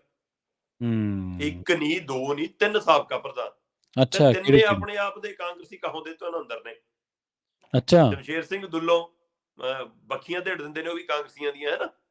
ਹਾਂਜੀ, ਸੋ ਆਪੇ ਰੌਲਾ ਪਾ ਲੈਂਦੇ ਨੇ, ਕੈਪਟਨ ਦੇ ਖਿਲਾਫ ਵੀ ਝੰਡਾ ਚੱਕੀ ਰੱਖਦੇ ਸੀ, ਹੁਣ ਵਾਲਿਆਂ ਦੇ ਖਿਲਾਫ ਵੀ, ਪਿਛਲਿਆਂ ਦੇ ਖਿਲਾਫ ਵੀ ਚੱਕੀ ਰੱਖਿਆ। ਸੋ ਉਹ ਜਾਂਦੇ ਨੇ, ਉਹਨਾਂ ਦੇ ਮੂਹਰੇ ਵਾਲੀ ਲਾਲ ਸਿੰਘ ਖੜੇ ਨੇ ਪਹਿਲਾਂ। ਉਹ ਅੱਛਾ ਜੀ, ਲਾਲ ਸਿੰਘ ਤੇ ਸ਼ਮਸ਼ੇਰ ਦੁੱਲੋ ਦੇ ਨਾਲੇ ਮਹਿੰਦਰ ਸਿੰਘ ਕੇਪੀ। ਠੀਕ ਹੈ। ਤੇ ਲਾਲ ਸਿੰਘ ਕਹਿੰਦੇ ਕਿ ਕੋਈ ਰਾਜਾ ਵੜਿੰਗ ਨੂੰ ਦਿੱਕਤ ਨਹੀਂ ਸਿੱਧੂ ਨਾਲ, ਸਿੱਧੂ ਕਿਤੇ ਨਹੀਂ ਚੱਲਿਆ, ਸਿੱਧੂ ਤਾਂ ਜਨਮਜਾਤ ਕਾਂਗਰਸੀ ਆ। ਕਹਿੰਦੇ ਉਹ ਫੇਰ ਕੀ ਹੋਇਆ ਜੇ ਉੱਧਰ ਉੱਧਰ ਖੇਲਿਆ ਕਿਸੇ ਹੋਰ ਵਿਹੜੇ 'ਚ ਮਾੜਾ ਮੋਟਾ, ਕਿ ਉਹਦੇ ਮਾਪਿਓ ਤਾਂ ਸਾਡੇ ਕਾਂਗਰਸੀ ਨੇ ਪੁਰਾਣੇ, ਇਸ ਲਈ ਉਹ ਤਾਂ ਜਨਮਜਾਤ ਤੋਂ ਕਾਂਗਰਸੀ ਆ, ਉਹ ਤਾਂ ਟਕਸਾਲੀ ਕਾਂਗਰਸੀ ਆ ਸਾਡਾ। ਉਹ ਕਿੱਥੇ ਜਾਊਗਾ? ਉਹ ਆਊਗਾ ਤੇ ਕਾਂਗਰਸ ਲਈ ਕੰਮ ਕਰੂਗਾ, ਅਸੀਂ ਮਜ਼ਬੂਤੀ ਨਾਲ ਕੰਮ ਕਰਾਂਗੇ। ਰਾਜਾ ਵੜਿੰਗ ਨੂੰ ਕੋਈ ਦਿੱਕਤ ਨਹੀਂ ਗਈ ਸਿੱਧੂ ਨਾਲ ਕੰਮ ਕਰਨ ਤੋਂ, ਕਹਿੰਦੇ ਐਵੇਂ ਮੁੱਦਾ ਬਣਾਈ ਜਾਂਦੇ ਤੁਸੀਂ ਜੀ। ਸੋ ਸ਼ਮਸ਼ੇਰ ਦੁੱਲੋਂ ਤੇ ਮਹਿੰਦਰ ਕੇਪੀ ਜਦੋਂ ਪਹੁੰਚਦੇ ਨੇ ਤਾਂ ਲਾਲ ਸਿੰਘ ਪਹਿਲਾਂ ਖੜੇ ਹੁੰਦੇ ਨੇ ਤੇ ਤਿੰਨੇ ਜਣੇ ਲੰਮੀ ਮੁਲਾਕਾਤ ਕਰਕੇ ਆਉਂਦੇ ਨੇ। ਤੇ ਪਰ ਕੀ ਮੁਲਾਕਾਤ ਹੁੰਦੀ ਹੈ ਇਹਦੇ ਬਾਰੇ ਬਾਹਰ ਆ ਕੇ ਕੋਈ ਨਹੀਂ ਕੁਝ ਬੋਲਿਆ। ਠੀਕ ਹੈ। ਸੋ ਇਸ ਮੁਲਾਕਾਤ ਦੇ ਇਹ ਮਾਇਨੇ ਵੀ ਲਾਏ ਜਾ ਰਹੇ ਨੇ ਕਿ ਕੀ ਕਾਂਗਰਸ ਦੇ ਵਿੱਚ ਜਿਹੜੀ ਪੁਰਾਣੀ ਲੌਬੀ ਆ, ਜਿਹੜੀ ਮਹਿਸੂਸ ਕਰ ਰਹੀ ਹੈ ਕਿ ਅਸੀਂ ਦਰਕਨਾਰ ਹੋ ਗਏ, ਤੇ ਰਾਜਾ ਵੜਿੰਗ ਨੂੰ ਲੱਗਦਾ ਕਿ ਇਹ ਲੌਬੀ ਫਿਰ ਮੈਨੂੰ ਦਰਕਨਾਰ ਨਾ ਕਰ ਦੇਵੇ। ਸੋ ਆ ਜਿਹੜਾ ਅੰਦਰ ਟਸਲ ਚੱਲੀ ਆ, ਕਿ ਉਸ ਟਸਲ ਦੇ ਵਿੱਚੋਂ ਇਹ ਪੁਰਾਣੀ ਲੌਬੀ ਹੁਣ ਗਬਲੇ ਜਿਹੜੇ ਨਾ ਪੁਰਾਣੇ ਨੇ ਨਾ ਨਵੇਂ ਹੀ ਨੇ। ਸਿੱਧੂ ਦੀ ਉਮਰ ਦੇ ਹਵਾਲੇ ਨਾਲ ਜੇਕਰ ਗੱਲ ਕਰੀਏ ਤਾਂ ਨਵਜੋਤ ਸਿੱਧੂ ਵਰਗੀ ਧਿਰਾਂ ਨੂੰ ਆਪਣੇ ਖੇਮੇ 'ਚ ਲਿਆਉਣਾ ਚਾਹੁੰਦੀਆਂ ਨੇ, ਤੇ ਹੋ ਸਕਦਾ ਕਿ ਆਉਂਦੇ ਕੁਝ ਦਿਨਾਂ 'ਚ ਇਹ ਖਹਿਰੇ ਕੰਨੀ ਦਾ ਵੀ ਰੁੱਖ ਕਰ ਲੈਣ। ਜੀ। ਸੋ ਜਿਹੜੀਆਂ ਧਿਰਾਂ ਮਤਲਬ ਕਿ ਬੋਲਣ ਲਈ, ਕੰਮ ਕਰਨ ਲਈ, ਆਪਣੀ ਸ਼ੈਲੀ ਲਈ, ਆਪਣੀ ਬੇਵਾਕੀ ਲਈ ਜਾਣੀਆਂ ਜਾਂਦੀਆਂ ਨੇ, ਜਾਂ ਜਿਹੜੀਆਂ ਥੋੜੀ ਜਿਹੀ ਬਾਗੀ ਸੁਰ ਪਾਰਟੀ ਦੇ ਅੰਦਰ ਵੀ ਰੱਖਦੀਆਂ ਨੇ, ਪੰਜਾਬ ਦੇ ਮੁੱਦੇ ਖੜੇ ਕਰਨ 'ਚ ਵੀ ਮਾਹਰ ਨੇ, ਉਹ ਧਿਰਾਂ ਹੁਣ ਇਕੱਠੀਆਂ ਹੋ ਸਕਦੀਆਂ ਨੇ। ਪਰ ਦੁੱਧਾ ਧੋਤਾ ਕੋਈ ਵੀ ਨਹੀਂ ਇਹਨਾਂ 'ਚੋਂ। ਜੀ, ਸਹੀ ਹੈ। ਚਾਹੇ ਲਾਲ ਸਿੰਘ ਦੀ ਗੱਲ ਕਰੀਏ, ਚਾਹੇ ਦੁੱਲੋਂ ਦੀ, ਚਾਹੇ ਮਹਿੰਦਰ ਕੇਪੀ ਦੀ, ਵਿਵਾਦ ਇਹਨਾਂ ਦੇ ਵੀ ਖੂਬ ਰਹੇ ਨੇ। ਪਰ ਹੁਣ ਇਹ ਅੰਦਰ ਦੀ ਟਸਲ ਹੈ, ਔਰ ਅੰਦਰ ਦੀ ਟਸਲ ਕਾਂਗਰਸ ਨੂੰ ਕਿਹੜੇ ਪਾਸੇ ਲੈ ਕੇ ਜਾਂਦੀ ਹੈ, ਨਵਜੋਤ ਸਿੱਧੂ ਨੂੰ ਕਿਹੜੇ ਪਾਸੇ ਲੈ ਕੇ ਜਾਂਦੀ ਹੈ। ਕਿਤੇ ਇਹ ਤਾਂ ਨਹੀਂ ਕਿ ਨਵਜੋਤ ਸਿੱਧੂ ਦੀ ਗੱਲ ਚੱਲਦੀ ਹੈ ਕਿ ਜੀ ਹਾਂ ਉਹਨੂੰ ਦੂਜੀ ਪਾਰਟੀ ਪੱਟਣ ਨੂੰ ਫਿਰਦੀ ਹੈ। ਐ ਨਾ ਹੋਵੇ ਕਿ 1 ਨਾਲ 4 ਸਾਬਕਾ ਪ੍ਰਧਾਨ ਇਕੱਠੇ ਜਾਣ ਕਿਤੇ ਜਾਣਾ ਹੋਵੇ। ਕੁਝ ਵੀ ਸੰਭਵ ਹੈ ਰਾਜਨੀਤੀ ਦੇ ਵਿੱਚ। ਸੋ ਇਸ ਲਈ ਪਰ 26 ਵਾਲਾ ਹਲੇ ਫਾਰਮੂਲਾ ਚੱਲਦਾ ਨਹੀਂ ਲੱਗਦਾ। ਹਾਂ, ਮੰਨਿਆ ਇਹ ਵੀ ਜਾ ਰਿਹਾ ਕਿ ਇਹ ਧਿਰਾਂ ਨੇ ਰਾਹੁਲ ਦੀ ਭਾਰਤ ਜੋੜੋ ਯਾਤਰਾ ਦੇ ਹਵਾਲੇ ਨਾਲ ਵੀ ਸਿੱਧੂ ਨਾਲ ਕੁਝ ਗੱਲ ਕੀਤੀ ਆ। ਹੋ ਸਕਦਾ ਸਿੱਧੂ ਦਾ ਪਰਿਵਾਰ ਉਸ ਕਤਾਰ 'ਚ ਇਹਨਾਂ ਦੇ ਹਵਾਲੇ ਨਾਲ ਨਜ਼ਰ ਆਵੇ, ਸਿੱਧੂ ਦੇ ਸਮਰਥਕ ਇਸ ਰੂਪ 'ਚ ਨਜ਼ਰ ਆਉਣ। ਸੋ ਉਹ ਦੇਖਣ ਵਾਲੀ ਗੱਲ ਹੈ, ਕਿਉਂਕਿ ਸਿੱਧੂ ਤਾਂ ਹੁਣ ਬਾਹਰ ਨਹੀਂ ਹੈਗੇ, ਉਹ ਤਾਂ ਸ਼ਾਮਲ ਨਹੀਂ ਹੋ ਸਕਦੇ। ਜੀ। ਸੋ ਫਿਰ ਉਹਨਾਂ ਦਾ ਦ੍ਰਿਸ਼ ਕਿਵੇਂ ਦਿਖੂਗਾ? ਉਹ ਹਾਜ਼ਰ ਰਹਿੰਦੇ ਨੇ ਭਾਰਤ ਜੋੜੋ ਯਾਤਰਾ 'ਚ ਰਾਹੁਲ ਗਾਂਧੀ ਦੀ, ਜਾਂ ਗੈਰ ਹਾਜ਼ਰ ਰਹਿੰਦੇ ਨੇ? ਇਹ ਸਿੱਧੂ ਦੇ ਨੇੜਲੇ ਬੰਦਿਆਂ ਤੋਂ ਪਤਾ ਲੱਗੇ ਕਿ ਜੇਕਰ ਉਹ ਸ਼ਾਮਲ ਹੋ ਗਏ ਤਾਂ ਸਿੱਧੂ ਸ਼ਾਮਲ ਹੈ, ਜੇ ਉਹ ਨਹੀਂ ਆਏ ਤਾਂ ਸਿੱਧੂ ਨਹੀਂ ਸ਼ਾਮਲ। ਸੋ ਇਸ ਮੀਟਿੰਗ ਨੂੰ, ਇਸ ਮੁਲਾਕਾਤ ਨੂੰ ਉਸ ਯਾਤਰਾ ਦੇ ਹਵਾਲੇ ਨਾਲ ਵੀ ਸਮਝਣ ਦੀ ਕੋਸ਼ਿਸ਼ ਕੀਤੀ ਜਾ ਰਹੀ ਹੈ। ਫਿਲਹਾਲ ਪਰ ਕੋਈ ਕਿਸੇ ਨੇ ਮੂੰਹ ਨਹੀਂ ਖੋਲਿਆ ਕਿ ਮਿਲ ਕੇ ਕੀ ਆਏ ਨੇ, ਗੱਲ ਕੀ ਹੋਈ। ਹਾਂਜੀ, ਮੂੰਹ ਤਾਂ ਖੋਲਣ ਸ਼ਰਮਾ ਜੀ, ਜੇ ਕੋਈ ਪ੍ਰਾਪਤੀ ਵਾਲਾ ਕੰਮ ਹੋਵੇ ਤਾਂ ਸਿਆਸੀ ਗੱਲਾਂ ਨੇ। ਤੇ ਦੂਜੀ ਗੱਲ ਇਹ ਹੈ ਸ਼ਰਮਾ ਜੀ, ਜਿਹੜੇ ਦੂਰੀ ਬਣਾ ਕੇ ਚੱਲਦੇ ਨੇ ਨਾ, ਉਹਨਾਂ ਨੂੰ ਸਿੱਧੂ ਤੋਂ ਭਵਿੱਖ ਦਾ ਖਤਰਾ ਹੈ। ਉਹਨਾਂ ਨੂੰ ਲੱਗਦਾ ਕਿ ਸਿੱਧੂ ਕਰਾਊਡ ਪੁਲਰ ਹੈ, ਸਿੱਧੂ ਦੀ ਉੱਥੇ ਪਹੁੰਚ ਆ ਜਿੱਥੇ ਹਰ ਕਾਂਗਰਸੀ ਦੀ ਪਹੁੰਚ ਨਹੀਂ। ਸਿੱਧੂ ਦੀ ਪਹੁੰਚ ਪ੍ਰਿਯੰਕਾ ਗਾਂਧੀ ਤੱਕ ਹੈ। ਪ੍ਰਿਯੰਕਾ ਰਾਹੁਲ ਨਾਲ ਬੇਸ਼ੱਕ ਹੋ ਸਕਦਾ ਉਹਦੀ ਘੱਟ ਬਣਦੀ ਹੋਵੇ, ਚਲੋ ਲੋਕ ਵੀ ਸੁਣਦੇ ਆ। ਗਾਂਧੀ ਪਰਿਵਾਰ ਤੱਕ ਸਿੱਧੂ ਦੀ ਡਾਇਰੈਕਟ ਪਹੁੰਚ, ਔਰ ਕਰਾਊਡ ਪੁਲਰ ਆ ਉਹ ਕਾਂਗਰਸ ਦੇ ਮੰਨੇ ਪ੍ਰਮੰਨੇ ਜਿਹੜੇ ਲੀਡਰ ਨੇ ਉਹਨਾਂ ਦੇ ਵਿੱਚੋਂ। ਇਸ ਕਰਕੇ ਕਈਆਂ ਨੂੰ ਤੇ ਇਹ ਹੈ ਕਿ ਸਿੱਧੂ ਕਿਸ਼ਤੀ ਹੋਵੇ ਤੇ ਅਸੀਂ ਵਿੱਚ ਚੜ ਕੇ ਸਵਾਰ ਹੋ ਜਾਈਏ ਤੇ ਚੱਕੂ ਮਾਰ ਕੇ ਤਿਆਰ ਤੇ ਬਾਹਰ ਹੋ ਜਾਈਏ। ਤੇ ਕਈ ਫਿਰ ਉਹਨਾਂ ਤੁਹਾਨੂੰ ਪਤਾ ਹੈ ਕਈਆਂ ਨੂੰ ਕਿ ਇਹ ਆ ਗਿਆ ਬਾਹਰ ਤਾਂ ਸਾਡਾ ਅੱਗਾ ਮਰਿਆ ਗਿਆ। ਅਗਲੀ ਖਬਰ ਦੇ ਵੱਲ ਵਧੀਏ ਸ਼ਰਮਾ ਜੀ, ਤੇ ਗੱਲ ਕਰੀਏ ਟੀਨੂ ਦੀ ਚਾਰਜ ਸ਼ੀਟ ਦੀ। ਟੀਨੂ ਦੀ ਚਾਰਜ ਸ਼ੀਟ ਬਾਰੇ ਆਪਾਂ ਜਦੋਂ ਚਰਚਾ ਕਰਦੇ ਸੀ, ਤੁਸੀਂ ਕਾਫੀ ਚੀਜ਼ਾਂ ਡਿਟੇਲ ਦੇ ਵਿੱਚ ਕਾਫੀ ਚੀਜ਼ਾਂ ਅੰਦਰਲੀਆਂ ਇਨਵੈਸਟੀਗੇਟਿਵ ਦੱਸੀਆਂ ਸੀਗੀਆਂ। ਇਨ ਬਿਨ ਚੀਜ਼ਾਂ ਉਹੀ ਨੇ, ਪਰ ਹੁਣ ਲਿਖੀਆਂ ਕਾਨੂੰਨੀ ਕਲਮ ਦੇ ਨਾਲ ਗਈਆਂ ਨੇ। ਆਪਾਂ ਇੱਥੇ ਚਰਚਾ ਹਾਂ, ਕਰਦੇ ਹਾਂ। ਬਿਲਕੁਲ ਜਦੋਂ ਦੀਪਕ ਟੀਨੂ ਦਾ ਮਾਮਲਾ ਆਇਆ ਸੀਗਾ ਤਦ ਪ੍ਰਿਤਪਾਲ ਦਾ ਜ਼ਿਕਰ ਉਹਦੇ ਨਾਲ ਹੀ ਆ ਗਿਆ ਸੀਗਾ ਤੇ ਇਹ ਗੱਲ ਜੀ ਉਸ ਜੀ ਸਮੇਂ ਆਪਾਂ ਕਰਦੇ ਰਹੇ ਹਾਂ ਕਿ ਜੋ ਆਪਣੀ ਗੱਡੀ 'ਚ ਲੈ ਕੇ ਗਿਆ, ਆਪ ਪਹਿਰੇਦਾਰੀ ਕਰਦਾ ਰਿਹਾ, ਉਹਨੂੰ ਸਰਕਾਰੀ ਜੀ ਗੈਸਟ ਹਾਊਸ 'ਚ ਰੱਖਿਆ, ਉਹਦੇ ਲਈ ਸਾਰੇ ਪ੍ਰਬੰਧ ਕੀਤੇ, ਖਾਣ ਪੀਣ ਦੇ ਪ੍ਰਬੰਧ ਹੋਏ। ਸੋ ਅੱਜ ਹੁਣ ਉਹ ਇੰਨੇ ਲੰਮੇ ਸਮੇਂ ਬਾਅਦ ਜਦੋਂ ਚਾਰਜ ਸ਼ੀਟ ਦਾਖਲ ਹੋਈ ਆ ਤਾਂ ਜੀ ਉਹਦੇ ਜੀ ਵਿੱਚ ਬਰਖਾਸਤ CI ਇੰਚਾਰਜ ਮਤਲਬ ਕਿ ਉਹਦੀ ਕਾਰ ਵਰਤਣ ਵਾਲੀ ਗੱਲ, ਬਕਾਇਦਾ ਟੀਨੂ ਨੂੰ ਲਿਜਾਣ ਵਾਲੀ ਸਰਕਾਰੀ ਰਹਿائش ਵਾਲੀ ਗੱਲ ਦਰਜ ਆ। ਔਰ ਖਾਸ ਗੱਲ ਇਹ ਹੈ ਕਿ ਇਹ ਕੱਲਾ ਮਤਲਬ ਕਿ ਇੰਚਾਰਜ ਹੀ ਨਹੀਂ ਸੀਗਾ, ਜੀ ਜੀ ਇਹ ਸਿੱਟ ਦਾ ਵੀ ਤਾਂ ਮੈਂਬਰ ਸੀ ਨਾ।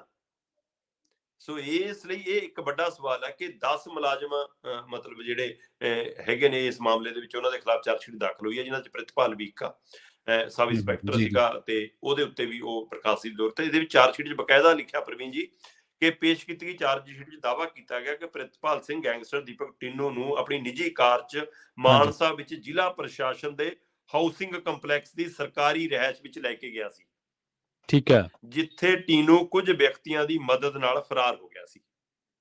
ਜੀ ਚਾਰਜ ਸ਼ੀਟ ਮਤਲਬ ਕਿ ਚਾਰਜ ਸ਼ੀਟ ਦੇ ਅਨੁਸਾਰ ਟੀਨੂ ਗੈਂਗਸਟਰ ਲਾਰੈਂਸ ਤੇ ਭਗਵਾਨਪੁਰੀਆ ਦਾ ਸਾਥੀ ਸੀ। ਚਾਰਜ ਸ਼ੀਟ ਵਿੱਚ ਮਾਨਸਾ ਪੁਲਿਸ ਨੇ ਕਿਹਾ ਕਿ ਟੀਨੂ ਨੇ ਬਿਸ਼ਨੋਈ ਨੂੰ ਗੈਂਗਸਟਰ ਗੋਲਡੀ ਬਰਾੜ ਦੇ ਨਾਲ ਜੋੜਨ ਦੇ ਵਿੱਚ ਅਹਿਮ ਭੂਮਿਕਾ ਨਿਭਾਈ ਸੀ, ਜੋ ਉਸ ਜੀ ਵਕਤ ਕੈਨੇਡਾ ਵਿੱਚ ਸੀ। ਮੂਸੇਵਾਲੇ ਦੇ ਕਤਲ ਦੀ ਜੀ ਯੋਜਨਾ ਬਣਾਉਣ ਅਤੇ ਇਸ ਨੂੰ ਅੰਜਾਮ ਦੇਣ ਦੇ ਲਈ ਫੋਨ ਉੱਤੇ ਵੀ ਸਾਰੀ ਯੋਜਨਾ ਬਣਾਈ ਗਈ ਸੀ। ਪ੍ਰਿਤਪਾਲ ਨੇ ਮਾਨਸਾ ਦੀ ਅਦਾਲਤ ਵਿੱਚ ਜ਼ਮਾਨਤ ਅਰਜੀ ਦਾਇਰ ਕੀਤੀ, ਜਿਸ ਉੱਤੇ ਕੋਰਟ ਨੇ ਅਗਲੀ ਸੁਣਵਾਈ 11 ਜਨਵਰੀ ਉੱਤੇ ਪਾ ਦਿੱਤੀ ਹੈ। ਸੋ ਜੀ ਠੀਕ ਇਹ ਹੈ ਚਾਰਜ ਸ਼ੀਟ ਦੇ ਵਿੱਚ ਅਜੇ ਉਹ ਪੱਖ ਖੁੱਲ ਕੇ ਨਹੀਂ ਆਇਆ ਕੁੜੀ ਵਾਲਾ, ਸੋ ਉਹ ਪਹਿਲੂ ਅਜੇ ਗੋਲ ਹੈ। ਜੀ ਪਰ ਫਿਰ ਵੀ ਚਾਰਜ ਸ਼ੀਟ ਦੇ ਵਿੱਚ ਆਹ ਗੱਲਾਂ ਸਾਫ਼ ਆ ਗਈਆਂ ਕਿ ਕਾਰ ਕਿਹਦੀ ਸੀ, ਥਾਂ ਕਿਹਦੀ ਸੀ, ਕੌਣ ਲੈ ਕੇ ਗਿਆ। ਸੋ ਪ੍ਰਿਤਪਾਲ ਲਈ ਹੁਣ ਇਹਦੇ ਵਿੱਚੋਂ ਬਚਣਾ ਮੁਸ਼ਕਲ ਹੈ। ਥੋੜਾ ਧਿਆਨ ਜਾਊਗਾ, ਆਪਾਂ ਉਹ ਵੀ ਇੱਕ ਪੱਖ ਕੀਤਾ ਸੀਗਾ ਕਿ ਇੱਥੇ ਚੰਡੀਗੜ੍ਹ ਦੇ ਕਲੱਬਾਂ 'ਚ ਆ ਕੇ ਡਾਂਸ ਕਰਦੇ ਰਹੇ, ਜੀ ਪਾਰਟੀਆਂ ਜੀ ਕਰਦੇ ਰਹੇ। ਮੈਨੂੰ ਯਾਦ ਬਿਲਕੁਲ ਬਿਲਕੁਲ ਜੀ ਜੀ ਸੋ ਤਕਰੀਬਨ ਚੀਜ਼ਾਂ ਤਾਂ ਸ਼ਰਮਾ ਜੀ ਫਿਰ ਉਹੀ ਨਿਕਲੀਆਂ ਜਿਹੜੀਆਂ ਦੀ ਆਪਾਂ ਚਰਚਾ ਕਰਦੇ ਰਹੇ ਸੀਗੇ। ਬਿਲਕੁਲ ਤੇ ਪਰ ਹੁਣ ਵਾਕਈ ਤੁਹਾਡੀ ਗੱਲ ਸਹੀ ਹੈ ਕਿ ਪ੍ਰਿਤਪਾਲ ਦਾ ਬਚਣਾ ਮੁਸ਼ਕਲ ਹੈ। ਖਾਕੀ ਵਰਦੀ ਦੇ ਵਿੱਚ ਹੋ ਕੇ ਤੇ ਕਾਨੂੰਨ ਨਾਲ ਧਰੋ ਕਮਾਉਣਾ ਬਹੁਤ ਮਾੜੀ ਗੱਲ ਹੈ। ਦਿੱਲੀ ਦੀ ਸਿਆਸਤ ਬਾਰੇ ਚਰਚਾ ਕਰਦੇ ਚੱਲੀਏ ਸ਼ਰਮਾ ਜੀ। ਜਾਂਦੇ ਜਾਂਦੇ ਦਿੱਲੀ ਨੂੰ ਸੁਧਾਰਨ ਦੀ ਸਹੁੰ ਚੁੱਕਣ ਵਾਲੇ MCs ਨੇ ਕਹਿੰਦੇ ਇੱਕ ਦੂਜੇ ਦੀਆਂ ਉਂਗਲਾਂ ਹੀ ਕੱਟਦੀਆਂ ਤੇ ਪੈਰ ਪੂਰ ਵੀ ਤੋੜਦੇ। ਮਤਲਬ ਹੈਰਾਨੀ ਹੁੰਦੀ ਹੈ ਪ੍ਰਵੀਨ ਜੀ ਕਿ ਅਸੀਂ ਜੀ ਆਪਣੇ ਨੁਮਾਇੰਦੇ ਚੁਣਦੇ ਹਾਂ ਕਿ ਉਹ ਸਾਡੇ ਮਸਲਿਆਂ ਨੂੰ ਗੰਭੀਰਤਾ ਨਾਲ ਵਿਚਾਰਨਗੇ, ਉਹ ਬੈਠ ਕੇ ਹੂੰ ਕੋਈ ਢੰਗ ਸਿਰ ਦੀ ਗੱਲ ਕਰਨਗੇ, ਹਾਂਜੀ ਕੋਈ ਸਮਝ ਨਾਲ ਬੈਠਣਾ ਮਿਲਣਾ ਵੀ ਨਹੀਂ ਆਉਂਦਾ। ਮਤਲਬ ਅਸੀਂ ਗੱਡੀ 'ਚ ਵੀ ਸਫ਼ਰ ਕਰਦੇ ਹਾਂ ਤਾਂ ਅਣਜਾਣ ਲੋਕਾਂ ਨਾਲ ਵੀ ਸਾਡੀ ਸਾਂਝ ਪੈ ਜਾਂਦੀ ਹੈ। ਇੱਥੇ ਤਾਂ ਜੀ ਤੁਸੀਂ ਜਾਣਦੇ ਹੋ, ਤੁਹਾਨੂੰ ਜੀ ਇੱਕ ਦੂਜੇ ਦੇ ਰੁਤਬੇ ਦਾ ਪਤਾ, ਅਹੁਦੇ ਦਾ ਪਤਾ, ਕੰਮ ਦਾ ਪਤਾ, ਤੇ ਤੁਸੀਂ 5 ਮਿੰਟ 10 ਮਿੰਟ ਇਕੱਠੇ ਵੀ ਨਹੀਂ ਬੈਠ ਸਕਦੇ। ਸ਼ਰਮਸਾਰ ਵਾਲੀ ਗੱਲ। ਬਕਾਇਦਾ ਤੌਰ ਤੇ ਨਗਰ ਨਿਗਮ ਦੇ ਅੰਦਰ ਪਾਰਸ਼ਦ ਦੀ ਬੈਠਕ ਸੀ ਜਿਹਦੇ ਵਿੱਚ ਚੋਣ ਕੀਤੀ ਜਾਣੀ ਸੀ, ਅਸਲ 'ਚ ਮੇਅਰ ਦੀ, ਠੀਕ ਹੈ ਅਹੁਦੇਦਾਰਾਂ ਦੀ ਚੋਣ ਹੋਣੀ ਹੈ ਦਿੱਲੀ ਦੇ ਵਿੱਚ। ਆਪਾਂ ਨੂੰ ਸਾਰਿਆਂ ਨੂੰ ਪਤਾ ਕਿ ਜੀ ਪਹਿਲੀ ਵਾਰ ਹੈ ਕਿ BJP ਨੂੰ ਪਛਾੜ ਕੇ ਆਮ ਆਦਮੀ ਪਾਰਟੀ ਵੱਧ ਸੀਟਾਂ ਲੈ ਕੇ ਉੱਥੇ ਪਹੁੰਚੀ ਆ। 150 ਮਤਲਬ ਦੇ ਕਰੀਬ ਸੀਟਾਂ ਨੇ ਇਸ ਮੌਕੇ ਆਮ ਆਦਮੀ ਪਾਰਟੀ ਕੋਲ ਦਿੱਲੀ ਦੇ ਵਿੱਚ, ਜਦੋਂ ਕਿ ਹਾਂਜੀ ਭਾਜਪਾ ਦੇ ਕੋਲ 113 ਹੀ ਰਹਿ ਗਈਆਂ, ਪਰ ਬਹੁਮਤ ਦੇ ਲਈ 133 ਚਾਹੀਦੀਆਂ ਨੇ। ਤੇ ਇਸ ਦੇ ਲਈ ਬਕਾਇਦਾ ਬੈਠਕ ਸੀ ਤੇ MCਆਂ ਨੂੰ ਵੀ ਸਹੁੰ ਚੁਕਾਉਣੀ ਹੁੰਦੀ ਆ MC ਜੀ ਦੇ ਅਹੁਦੇ ਦੀ। ਤੇ ਜਿਹੜੇ ਉਪ ਰਾਜਪਾਲ ਨੇ LG ਹੋਰੀ, ਉਹਨਾਂ ਵੱਲੋਂ ਜਿਹੜੇ ਬੰਦੇ ਨੂੰ ਮਤਲਬ ਕਿ ਕੰਮ ਚਲਾਊ ਉੱਥੇ ਸਪੀਕਰ ਬਣਾਇਆ ਗਿਆ ਜਾਂ ਉਹਦਾ ਮੁਖੀ ਬਣਾਇਆ ਗਿਆ ਜਿਹਨੇ ਸਹੁੰ ਚੁਕਾਉਣੀ ਸੀ, ਪਹਿਲਾਂ ਤਾਂ ਉਹਨੂੰ ਲੈ ਕੇ ਵਿਵਾਦ ਹੋ ਗਿਆ ਕਿ ਉਹ ਭਾਜਪਾ ਹੀ ਬਣਾਤਾ ਜੀ ਦੇਖੋ। ਠੀਕ ਹੈ ਫਿਰ ਜਿਹੜੇ ਨੋਮੀਨੇਟ MC ਬਣਨੇ ਨੇ, ਜਿਹੜੇ ਨੋਮੀਨੇਟ ਮੈਂਬਰ ਨੇ ਇਹਦੇ ਹੈਨਾ, ਉਹਨਾਂ ਨੂੰ ਸਹੁੰ ਪਹਿਲਾਂ ਚੁਕਾਉਣੀ ਸ਼ੁਰੂ ਕਰਤੀ। ਜੀ ਇਹ ਤੇ ਆਮ ਆਦਮੀ ਪਾਰਟੀਆਂ ਨੇ ਰੌਲਾ ਪਾ ਲਿਆ, ਹੂੰ ਜਦੋਂ ਕਿ ਮਤਲਬ ਕਿ ਇਸ ਪਹਿਲੂ ਦੇ ਨਾਲ ਵੋਟ ਤੇ ਕੋਈ ਅਸਰ ਨਹੀਂ ਪੈਣਾ ਸੀ। ਜੇ ਵੋਟਾਂ ਪੈਂਦੀਆਂ ਤਾਂ ਵੋਟਾਂ ਹੀ ਪੈਣੀਆਂ ਸੀ। ਹੁਣ ਇਹ ਪਤਾ ਨਹੀਂਗਾ ਕਿ ਸਿਰਫ ਇਸ ਗੱਲ ਕਰਕੇ ਰੋਸਾ ਸੀਗਾ ਆਮ ਆਦਮੀ ਪਾਰਟੀ ਨੂੰ, ਜਦੋਂ ਕਿ ਗਲਤ ਹੈ। ਪਹਿਲਾਂ ਚਾਹੀਦਾ ਸੀ ਚੁਣੇ ਹੋਏ ਜਿੱਤੇ ਹੋਏ ਨੁਮਾਇੰਦਿਆਂ ਨੂੰ ਸਹੁੰ ਚੁਕਾਈ ਜਾਂਦੀ। ਜੀ ਔਰ ਇਹ ਹੋਰ ਵੀ ਚੰਗਾ ਹੁੰਦਾ ਜੇਕਰ ਜਿਹੜੇ ਵੱਧ ਜਿੱਤ ਕੇ ਆਏ ਨੇ ਉਹਨਾਂ ਨੂੰ ਪਹਿਲਾਂ ਸਹੁੰ ਚੁਕਾਈ ਜਾਂਦੀ, ਜੇ ਉਹ ਆਮ ਆਦਮੀ ਪਾਰਟੀ ਦੇ ਉਹਨੂੰ ਚੁਕਾਈ ਜਾਂਦੀ। ਪਰ ਆਮ ਆਦਮੀ ਪਾਰਟੀ ਨੇ ਜਿਵੇਂ ਉੱਥੇ ਬਖੇੜਾ ਖੜਾ ਕੀਤਾ ਇਸ ਮੁੱਦੇ ਤੇ, ਉੱਥੇ ਹੁਣ ਮੈਨੂੰ ਨਹੀਂ ਪਤਾ ਕਿ ਉਹਨਾਂ ਦਾ ਗੁੱਸਾ ਇਸ ਗੱਲ ਦਾ ਸੀਗਾ ਕਿ ਜਿਹੜਾ BJP ਵੱਲੋਂ ਚੁਣਿਆ ਗਿਆ ਮੈਂਬਰ ਹੈ ਜਿਹੜਾ ਸਹੁੰ ਚੁਕਾਉਣ ਲਈ, ਉਹਦੀ ਥਾਂ ਤੇ ਸਾਡੇ ਵੱਲੋਂ ਚੁਣਿਆ ਜਾਂਦਾ, ਇਹ ਮੰਗ ਸੀ, ਜਾਂ ਜੇ ਪਹਿਲਾਂ ਨੋਮੀਨੇਟ ਮੈਂਬਰਾਂ ਨੂੰ ਚੁਕਾਈ ਜਾ ਰਹੀ ਹੈ ਉਹਨਾਂ ਦੀ ਬਜਾਏ ਸਾਨੂੰ ਚੁਕਾਈ ਜਾਂਦੀ, ਜਾਂ ਜੀ ਅੰਦਰ ਹੀ ਪਹਿਲਾਂ ਹੀ ਇਹ ਡਰ ਸੀ ਕਿ ਬਾਈ ਜੀ ਆਏ ਤਾਂ ਅਸੀਂ 150 ਆ, ਪਰ ਵੋਟਾਂ ਸਾਡੀ 133 ਵੀ ਨਹੀਂ ਨਿਕਲਣੀਆਂ। ਕੀ ਇਹ ਡਰ ਸੀ ਆਮ ਆਦਮੀ ਪਾਰਟੀ ਨੂੰ? ਪਤਾ ਸੀ ਕਿ ਸਾਡੇ ਵੋਟ ਉੱਧਰ ਭੁਗਤ ਜਾਣੀ ਹੈ, ਕਿਉਂਕਿ ਇੱਥੇ ਮੈਂਬਰਸ਼ਿਪ ਖਾਰਜ ਨਹੀਂ ਹੁੰਦੀ ਪ੍ਰਵੀਨ ਜੀ। ਜੀ, ਇੱਥੇ ਵੋਟਾਂ ਇੱਧਰ ਉੱਧਰ ਜਿੱਧਰ ਮਰਜ਼ੀ ਪਾਇਓ, ਪਤਾ ਹੀ ਨਹੀਂ ਕਿਸੇ ਨੂੰ, ਪਈ ਜਾਵੇ ਰੌਲਾ। ਸੋ ਇਸ ਲਈ ਕੀ ਇਹ ਡਰ ਸੀ, ਤੇ ਹੱਦ ਇੱਥੋਂ ਤੱਕ ਹੋਈ ਕਿ ਇੱਕ ਦੂਸਰੇ ਤੇ ਕੁਰਸੀਆਂ ਮਾਰਨੀਆਂ ਸ਼ੁਰੂ ਕਰਤੀਆਂ, ਇੱਕ ਦੂਜੇ ਤੇ ਸਪੀਕਰ ਮਾਰਨੇ ਸ਼ੁਰੂ ਕਰਤੇ। ਕਹਿੰਦੇ ਉੱਥੇ ਕੋਈ ਮੋਮੈਂਟੋ ਸਜਾਏ ਪਏ ਸੀ, ਮੋਮੈਂਟੋ ਮਾਰਤੇ ਇੱਕ ਦੂਜੇ ਦੇ, ਹੈ ਨਾ। ਤੇ ਇੱਧਰ ਜਿਹੜੇ ਸੰਜੇ ਸਿੰਘ ਨੇ ਆਮ ਆਦਮੀ ਪਾਰਟੀ ਦੇ ਰਾਜ ਸਭਾ ਮੈਂਬਰ, ਉਹ ਕਹਿੰਦੇ ਜੀ ਮਤਲਬ ਕਿ ਇਹ ਤਾਂ ਕੋਈ ਹਥਿਆਰ ਵਰਗੀ ਚੀਜ਼ ਲੈ ਕੇ ਆਏ ਵੇ ਸੀ ਨਾਲ, ਇਹਨਾਂ ਨੇ ਉਂਗਲੀ ਕੱਟਤੀ ਸਾਡੇ ਇੱਕ ਦੀ, ਇੱਕ ਨੂੰ ਧੱਕਾ ਮਾਰ ਕੇ ਗੇਰਤਾ, ਉਹਦੇ ਪਲਸਤਰ ਲੱਗਿਆ, ਉਹਦਾ ਪੈਰ ਟੁੱਟ ਗਿਆ। ਉਧਰ ਮੀਨਾਕਸ਼ੀ ਲੇਖੀ ਭਾਜਪਾ ਵਾਲੀ ਕਹਿੰਦੀ ਜੀ ਕਿ ਇਹਨਾਂ ਨੇ ਬੀਬੀਆਂ ਨਾਲ ਮਾੜਾ ਵਿਵਹਾਰ ਕੀਤਾ ਆਮ ਆਦਮੀ ਪਾਰਟੀ ਵਾਲਿਆਂ ਨੇ। ਉਧਰ ਭਾਜਪਾ ਦਾ ਮਨੋਜ ਤਿਵਾਰੀ ਕਹਿੰਦਾ ਨਹੀਂ ਜੀ ਇਹ ਬਲੇਡ ਵਰਗਾ ਕੁਝ ਲੈ ਕੇ ਆਏ ਸੀ ਆਮ ਆਦਮੀ ਪਾਰਟੀ ਵਾਲੇ, ਇਹਨਾਂ ਨੇ ਕੱਟ ਮਾਰੇ ਨੇ ਸਾਡੇ ਬੰਦਿਆਂ ਦੇ। ਸੋ ਕੁਰਸੀਆਂ ਤੋਂ ਲੈ ਕੇ ਕੱਟ ਮਾਰ ਤੱਕ ਮਤਲਬ ਜੇਬ ਕਤਰੇ ਨੇ ਜਿਹੜੇ ਬਲੇਡ ਲੈ ਕੇ ਚੱਲਦੇ ਨੇ ਜਾਂ ਨਕਲੀਆਂ ਚੀਜ਼ਾਂ ਲੈ ਕੇ ਚੱਲਦੇ ਨੇ, ਸਵਾਲ ਹੈ। ਸੋ ਇਸ ਲਈ ਇਹੋ ਜਿਹੇ ਵਿਵਹਾਰ ਕਰਨ ਵਾਲੇ ਤੋਂ ਕੀ ਆਸ ਕਰੋਗੇ ਕਿ ਦਿੱਲੀ ਦਾ ਕੁਝ ਸੁਧਾਰਨਗੇ ਜਿਨ੍ਹਾਂ ਨੂੰ ਆਪਣਾ ਵਿਵਹਾਰ ਨਹੀਂ ਸੁਧਾਰਨਾ ਆਉਂਦਾ ਪ੍ਰਵੀਨ ਜੀ। ਜੇਬ ਬਲੇਡ ਨਾਲ ਤਾਂ ਕੱਟਣ ਦੀ ਲੋੜ ਹੀ ਨਹੀਂ, ਉਹ ਤਾਂ ਲੋਕਾਂ ਦੀ ਵੈਸੇ ਹੀ ਕੱਟੀ ਜਾਣੀ ਸ਼ਰਮ। ਤੇ ਤੁਸੀਂ ਦੇਖ ਲਓ ਹਾਲ ਵੀ ਕੌਮੀ ਰਾਜਧਾਨੀ ਹੈ, ਤੇ ਰਾਜਧਾਨੀ ਦੀ ਜਿਹੜੀ ਸਥਾਨਕ ਸਿਆਸਤ ਹੈ ਉਹਦਾ ਦ੍ਰਿਸ਼ ਹੈ, ਤਰੀਕਾ ਦੇਖੋ। ਤੇ ਦੂਜੀ ਗੱਲ ਇਹ ਹੈ ਵੀ ਵੱਡੇ ਲੀਡਰ ਅੱਜ ਜਿਹੜੇ ਐਕਟਰ ਆ, ਜਿਹੜਾ ਤੁਸੀਂ ਨਾਂ ਲਿਆ ਸੀ, ਕੀ ਨਾਮ ਹੈ ਭਾਜਪਾ ਵਾਲੇ ਦਾ? ਮੈਂ ਮਨੋਜ ਤਿਵਾਰੀ। ਹਾਂਜੀ, ਬਹੁਤ ਤਗੜਾ ਨੌਟੰਕੀ ਬਾਜ਼ ਹੈ। ਤੇ ਇੱਕ ਹੋਰ ਗਿਆ ਵਾ ਆਪਣਾ ਵੀ, ਹਾਂਜੀ, ਦਿੱਲੀ ਗਿਆ ਵਾ। ਹਾਂਜੀ, ਤੇ ਮੀਨਾਕਸ਼ੀ ਲੇਖੀ ਸੰਜੇ ਸਿੰਘ ਵਰਗੇ ਲੋਕਾਂ ਨੂੰ, ਸੰਜੇ ਸਿੰਘ ਨੂੰ ਲੋਕ ਥੋੜਾ ਜਿਹਾ ਗੰਭੀਰ ਲੋਕਾਂ ਦੀ ਕੈਟੇਗਰੀ, ਉਹ ਗੰਭੀਰਤਾ ਨਾਲ ਗਲਤ ਕਰਦੇ ਕੁਝ, ਹਾਂ, ਤੇ ਮੁੱਦੇ ਵੀ ਗੰਭੀਰਤਾ ਨਾਲ ਉਹ ਲੋਕ ਇਨਵੋਲਵ ਹੋ ਰਹੇ ਨੇ, ਕਮਾਲ ਦੀ ਗੱਲ ਹੈ। ਸੋ ਖੈਰ ਤਾਜ਼ੀ ਸੱਤਾ ਦਿੱਲੀ ਦੀ ਇਹਨਾਂ ਦੇ ਹੱਥ ਲੱਗੀ ਹੈ। ਚਲੋ ਖੈਰ ਅੱਗੇ ਟਿਕਟਕਾ ਹੀ ਰਵੇ ਤੇ ਲੋਕਾਂ ਦੇ ਕੰਮਕਾਰ ਹੋਣ। ਸ਼ਰਮਾ ਜੀ ਬਹੁਤ ਬਹੁਤ ਧੰਨਵਾਦ ਇਹਨਾਂ ਖਾਸ ਜਾਣਕਾਰੀ ਲਈ ਜੀ। ਮੁਲਾਕਾਤ ਤੁਹਾਡੇ ਨਾਲ ਹੁਣ ਹੋਊਗੀ ਸੋਮਵਾਰ ਜੀ। ਬਹੁਤ ਸ਼ੁਕਰੀਆ ਸੋ ਇਹ ਸਨ ਆਪਣੇ ਨਾਲ ਦੀਪਕ ਸ਼ਰਮਾ ਚਨਾਰਥਲ ਜੀ, ਜਿਨ੍ਹਾਂ ਦੇ ਨਾਲ ਆਪਾਂ ਕਈ ਅਹਿਮ ਖਬਰਾਂ ਨੂੰ ਲੈ ਕੇ ਚਰਚਾ ਕੀਤੀ ਹੈ। ਲੰਘੇ ਦਿਨੀ ਆਪਾਂ ਇੱਕ ਰਿਪੋਰਟ ਐਕਸਕਲੂਸਿਵ ਜਿਹੜਾ ਕੰਟੈਂਟ ਸੀਗਾ ਸ਼ਰਮਾ ਜੀ ਲੈ ਕੇ ਆਏ ਸੀਗੇ, ਜਿਹੜੀ ਜ਼ੀਰਾ ਫੈਕਟਰੀ ਬਾਬਤ। 2006-07 ਦੇ ਵਿੱਚ ਵੀ ਇਹਨਾਂ ਫੈਕਟਰੀਆਂ ਦੇ ਉੱਤੇ ਉਂਗਲ ਉੱਠਦੀ ਰਹੀ। ਉਹ ਗੱਲ ਵੱਖਰੀ ਹੈ ਕਿ ਅਸੀਂ ਉਸ ਤੋਂ ਬਾਅਦ ਵੀ ਉਂਗਲ ਉਠਾਉਣ ਵਾਲੇ ਲੋਕਾਂ ਨੂੰ ਬਾਅਦ ਦੇ ਵਿੱਚ ਨਹੀਂ ਪੁੱਛਿਆ ਕਿ ਭਾਈ ਤੁਸੀਂ ਕੀ ਕੀਤਾ, ਅਸੀਂ ਚੁਣਦੇ ਉਹਨਾਂ ਨੂੰ ਫੇਰ ਰਹੇ। ਖੈਰ 15 ਸਾਲਾਂ ਬਾਅਦ ਵੀ ਉਹ ਚੀਜ਼ਾਂ ਨਹੀਂ ਬਦਲੀਆਂ। ਇਸ ਬਾਬਤ ਜੇਕਰ ਤੁਸੀਂ ਡਿਟੇਲ ਦੇ ਵਿੱਚ ਜਾਣਨਾ ਤਾਂ 20 ਮਿੰਟਾਂ ਦੀ ਇੱਕ ਰਿਪੋਰਟ ਪੰਜਾਬੀ ਰੇਡੀਓ USA ਦੇ ਅਫੀਸ਼ੀਅਲ ਫੇਸਬੁੱਕ ਪੇਜ ਤੇ ਪਈ ਹੈ। ਤੁਸੀਂ ਉੱਥੇ ਜਾ ਕੇ ਵੀ ਉਹ ਜਿਹੜੀ ਰਿਪੋਰਟ ਆ ਉਹਦੀਆਂ ਸਾਰੀਆਂ ਤਫਸੀਲਾਂ ਸੁਣ ਸਕਦੇ ਹੋ, ਵੇਖ ਸਕਦੇ ਹੋ, ਤੇ ਤੁਹਾਡੇ ਲੂਹ ਕੰਡੇ ਖੜੇ ਹੋ ਜਾਣਗੇ ਕਿ 15 ਸਾਲਾਂ ਦੇ ਵਿੱਚ ਬਦਲਿਆ ਕੱਖ ਵੀ ਨਹੀਂ। ਸੋ ਸ਼ਰਮਾ ਜੀ ਇੱਕ ਵਾਰ ਫਿਰ ਤੋਂ ਬਹੁਤ ਬਹੁਤ ਧੰਨਵਾਦ ਜੀ।